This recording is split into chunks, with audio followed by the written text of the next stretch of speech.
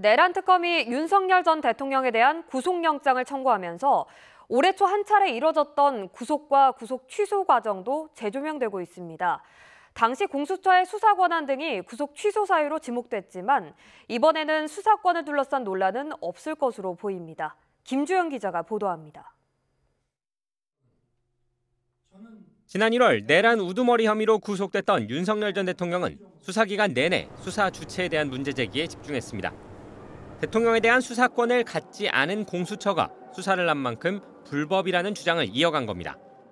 공수처가 대통령을 상대로 대통령에 대해서 내란죄 여부를 수사한다는 자체가 현재의 실정법 체계에 맞지 않다.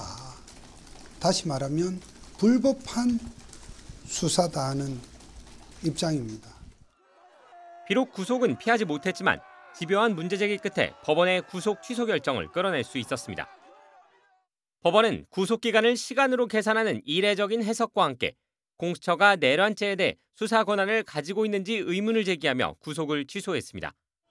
하지만 이번에는 윤 전 대통령 측이 대응하기에 더 어려울 것이라는 분석입니다. 앞서 공수처의 수사 권한을 두고는 법조계에서도 논란이 있었지만 특검이 출범하면서 수사권 논란은 해소됐습니다.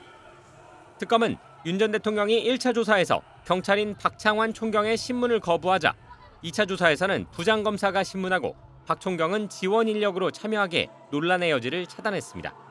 수사 권한을 두고 별다른 잡음이 없는 만큼 영장 발부 여부는 혐의의 중대성, 증거인멸 우려 등에 따라 갈릴 것으로 보입니다.